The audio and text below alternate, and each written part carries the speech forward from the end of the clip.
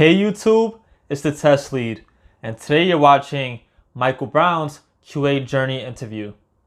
Here he discusses his QA experiences as well as his bootcamp experiences. This is part 1 of the interview. Part 2 will be linked below in the description box.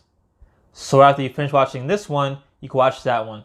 And if you would like to be featured and share your QA experience, please email me at thetestinglead@gmail.com. Now back to the interview. So first off, I want to thank you for taking time out of your day to come on this Zoom call and share your experiences about boot camps and QA in general. No, I appreciate it. I've been following you for a long time, and it feels good to be able to not only express and share my experience with other people, because there's a lot of questions out there, but I respect you and I've been following you for a while. So this is something that I would have never turned this opportunity down. And I appreciate it because I don't have the firsthand experiences of some of these boot camps. So getting someone who has the live experience, not just maybe like a robot with an automated review, right? Having a real face to say something, I appreciate it a lot. Yeah, I know the viewers gonna appreciate it a lot also. Yeah, I hope so. First off, what is your name and where are you located at? Yep. So my name is Michael Brown. Please call me Mike throughout the rest of this interview. That's my preferred name. And I'm located in Charlotte, North Carolina. I will say when I started my journey, I was living in Maryland. Pre-QA, what was your background career-wise? So pre-QA, I've been fit, I'll say, for the last 15 or so years prior to QA, I've been in consumer electronics, retail sales, and management. And I'll say my QA journey more or less started when I got laid off due to the pandemic. I took a few months to kind of collect myself because I was already going through some things. But there were a few things that I knew I wanted to do. I knew I needed a change of environment. I knew I didn't want to stick in sales, even though after the pandemic, I took a job in cell phone sales because I sold for everybody. Cell phone sales just because I already knew it. And you know, when you're in that space, you go to the thing that you know the most just so you can get paid, right? I needed a change, but it didn't take long for me to realize that's not where I wanted to stay. And I wanted to do something different. And I've always wanted to be in IT. The thing is, with IT, if you listen to not everybody, but IT almost feels like this luminous space that the people who did not get, IT degrees or didn't do all these things, it's like if you don't know coding or anything like that, it almost feels like until you do research that it's hard to get into. When if you do research, you'll realize it'll take work, but it's not as hard as it feels. Yeah, a lot of it is just knowing about how to get into it, taking that first step. So I mean, intimidating, but taking that first step, and then a year later you look back like, wow, I'm here. Yeah. It's definitely so. We just started 2023. It's been a little over, I'll say close to 2 years as a whole. I needed to move from, I was in Maryland. I needed to move because I have a daughter who lives in Columbia, South Carolina. So I knew I was moving to Charlotte so I can be 2 hours closer to my daughter as opposed to 8, right? Wow. I knew, yeah, I was making the 8-hour drive 2-3 times a year just to be with my daughter. And I have been doing that for like 12 years. And so I had just gotten to the point where it's like, all right, nothing is holding me back. And my daughter was going through some things. The pandemic was having a lot of our kids were going through stuff. Mental health was all over the place. Yeah. And my daughter had just turned 14. And I'm like, nah, I need to be there. Right. So once I realized that, I really just started doing some research. And I was like, all right, I want to be in IT. Let me look up how to get there.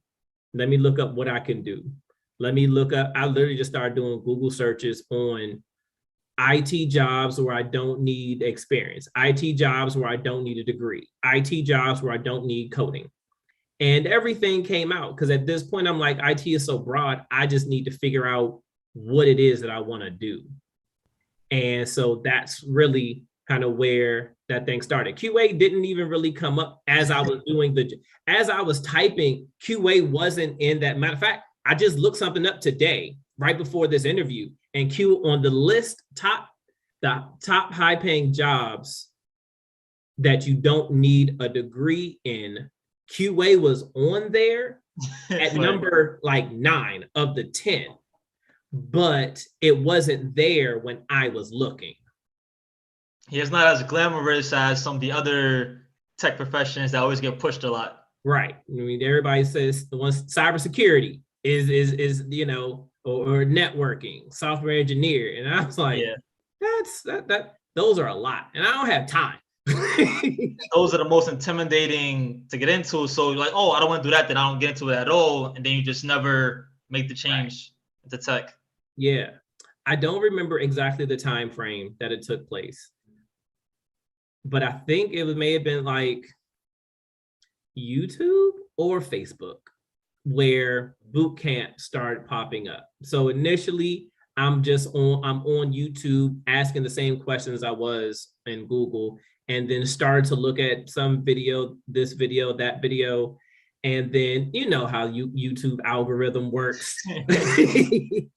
Next thing you know, everything just starts to come through. And then I ended up seeing a video for careerists. No, and I saw one on networking, but the guy talked about how you can get into networking within like 4 to 6 months, make $100,000. He had his own course. But what I liked about his course is that he first talked about the mindset. It's like you have to change your mindset from where you were to kind of where it's going, because IT is still a lot of information and you have to learn how to learn. So I went on Udemy and found a course on learning how to learn.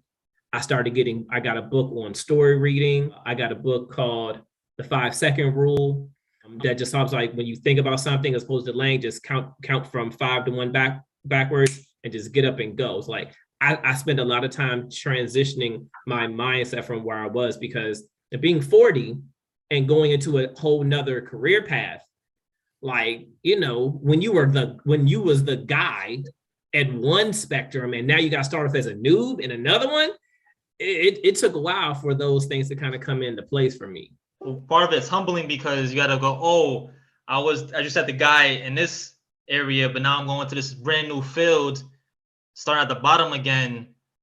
My ego has to be right. And then I'm not a teenager anymore. I'm not the quick learner as I used to be. I'm not the college age. I'm older now. Exactly. I haven't tested something in years. I accumulate back to my learning phases. Yep. And right. Unconsciously incompetent is not fun. That I don't know what I don't know is real until you start doing things. And then you're like, okay, at least I know what I don't know, but I have to get to that. I have to get to that other part. And people get intimidated because they get older. Like, no, I'm too old to learn something new. Yep. That I asked. I mean, I went around the people that I met. If I found out they were in IT, like, I would tell them, like, I'm trying to get out of sales. I'm tired of sales. I want to get into IT. What are your suggestions? And everybody gave me every suggestion that they could. And I was appreciative of all of it, because at that point, I didn't know what I wanted to do. So I was just taking anything anyone was giving me. And they said, and I remember a guy told me he got laid off. I think he was in the medical field. Wow. And he got laid off, and he had money. He like went back to school or took like a year or whatever to learn what he needed to learn, and then got a job, but he was the same age I was. So it helped me realize that didn't make a difference what your age range was. Oh, the only factor is your willingness to learn and your commitment to learning it. Because with every other thing of life going on, it's easy to get off track. The goal that you have, or your why, is big enough, you're going to find a way. If you look for excuses or distractions, you'll find it Absolutely. every time. Yeah. I found reasons to do it as opposed to reasons why not. So what were your thoughts before signing up for the bootcamp initially? So you finally said, okay, I'm joining the QA tech world. So I found a it's bootcamp. it's funny. It's funny. So I remember I was on my lunch break and I happened to see, and I think, like I said before, I think I happened to see a QA video, like how you can go, how you can make 70 to 100K, within like 6 months or something like that. 4 to 6 months was doable for me. I was like, all right, I can do 4 to 6 months. I just wasn't doing 4 years. Like, that's crazy. So I watched the video and it talked about what QA was. It talked about being a tester. And I was like, talked about being a manual tester. Let me preface. If you go to Career's website, they do like tech sales or IT sales engineer as one portion. They do automation as well. However, they look at QA as like the easiest barrier to entry into IT that's not help desk, because help desk is generally where people start and look for first because it's easy to get into. However, you're generally making less money, right, doing help desk, but it is a way to get in. So they talk about, so when I listened to it, I was like, I can do that. That's not hard. I was a beta tester for the swipe keyboard when it was just an app. So when the swipe keyboard was an app in the Android store, I used to sell for Verizon. We had a Verizon rep come in, and that keyboard, I was like, oh, this is dope. I can do this all day. And I remember signing up to be a beta tester. And so I tested it before it just became a part of the Android system. And now you even get on iPhones. I've been a beta tester for video games, like MMO video games. I'm a beta tester. I'm a tester for Android in itself. I'm a tester for Apple. So like I've always loved beta testing new things. I've always been a person, an IT or techie type of person, right? So I was like, well, I can do this. This doesn't seem difficult at all. And I don't need to learn coding. Cool. So first I felt I could do it. And for me, that was the kind of the first step, right? So once I decided to feel like I was going to do this, I was like, maybe this is too good to be true. So I did what any self-respecting person looking to make a change is. I Googled them, and I looked careerists up on my own, and I found that they had, at the time that I looked it up, they had about 4.3 out of 5 stars on whatever the website was. They had over 500 reviews. So I was like, all of these can't be bots. So they had over 500 reviews, and they had a review from the article, and they had a review from people. And so the second thought was, is this real? And I was like, no, I guess it seems legit.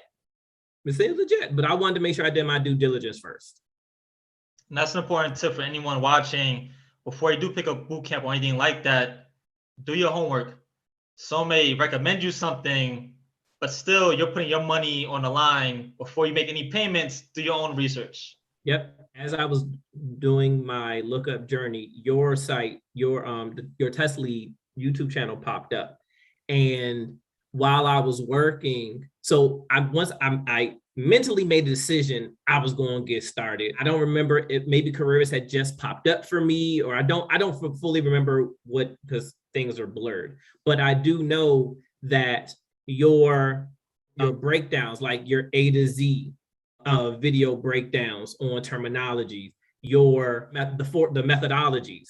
I remember the methodologies video. A lot of what you said was great for me, just starting to get myself more familiar with what QA was. I also started noticing vloggers that's like the life of a QA engineer. And though they were at the time, like some was like 4 or 5 years old, right? Yeah. And some were kind of current. And I don't care about vloggers.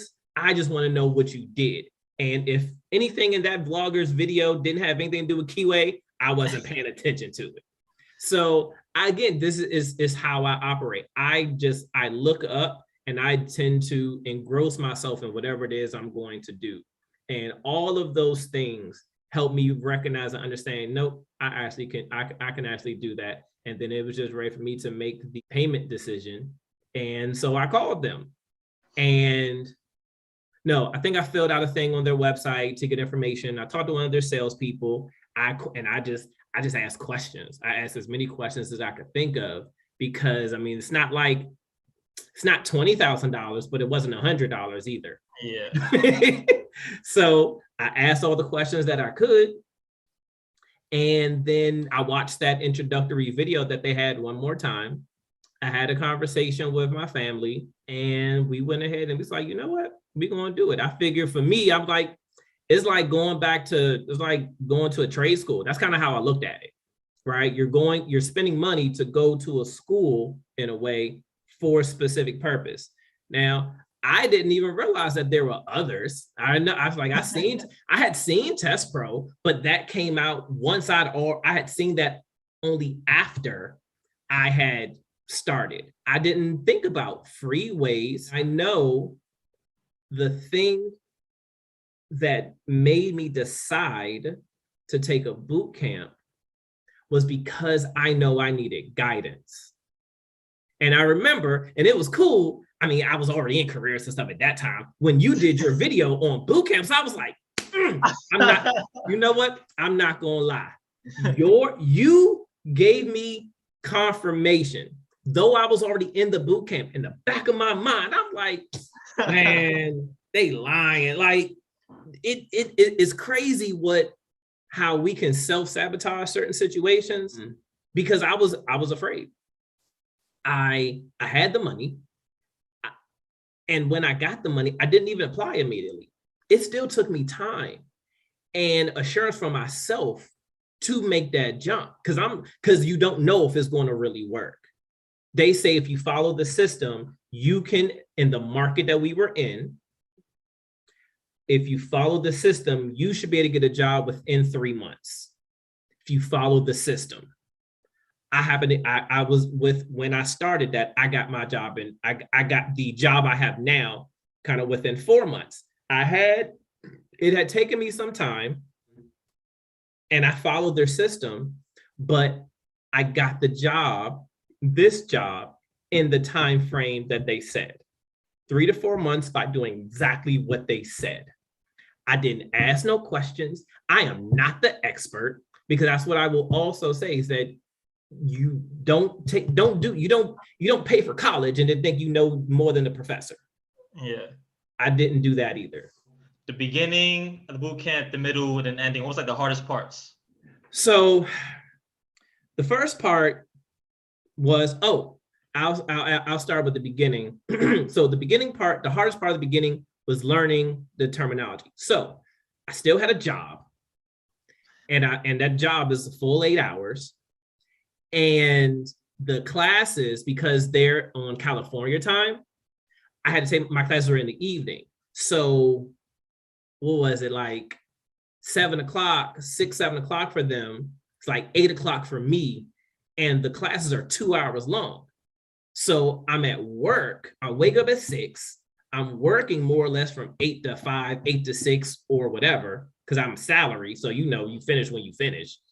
And then when classes start, I'm in classes for another 2 hours. Then I got to go to bed and get my life ready for the next day, right? So I'm doing all of that. So getting my mind wrapped around my schedule now, learning this new terminology.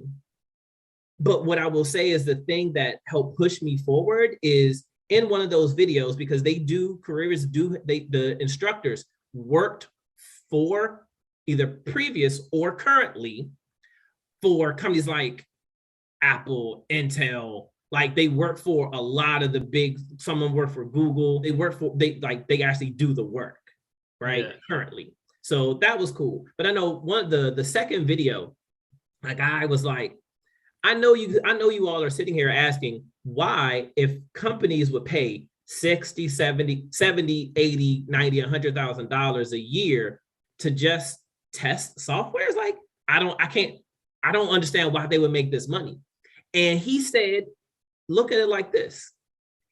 If the login button on Amazon's website doesn't work, meaning you can't log in, how much money do you think that they're losing? I was like, oh my God. Yeah.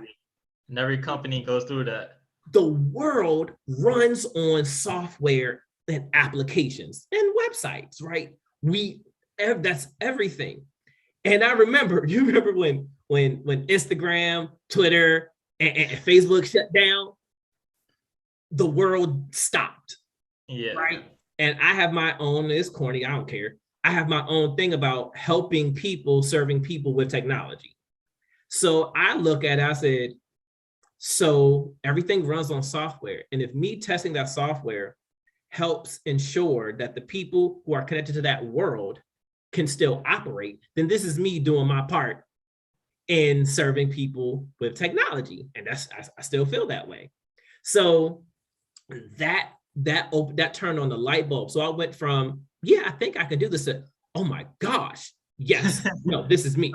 Connected, So this now connects to me. I remember I met a CTO for a company that's in Maryland she mentored me. Like I will say I was able to get additional resources and help outside of careers. And yes, the whole thing is about that. But she said, she hired me on part-time just off of the strength that I told her my story. And I was like, I am looking, this is what I want to do. And I told her the work that I had already been doing.